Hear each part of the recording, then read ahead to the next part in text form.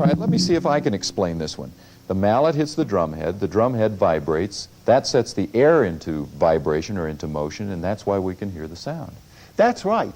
The interesting thing is you can run that backwards too. If you bring up a sound, that makes the air vibrate, and that'll make the drum head vibrate. Let's demonstrate that.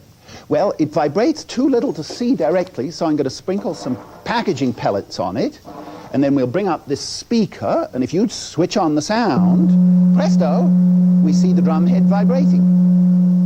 You know, this is a good illustration of how the human ear works.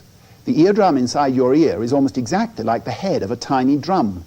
When a sound vibration reaches the ear, it makes the eardrum vibrate, just like the drum head.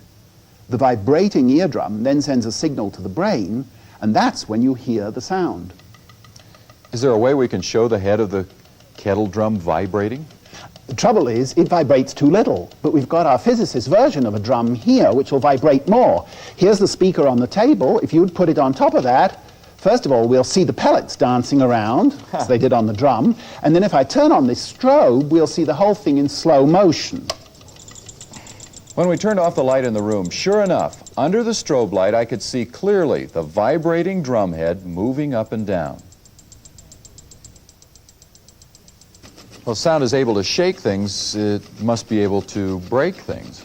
That's right. For instance, the sound of a jet going faster than the speed of sound can break windows, as everybody knows, and a musical note of just the right pitch can break a wine goblet.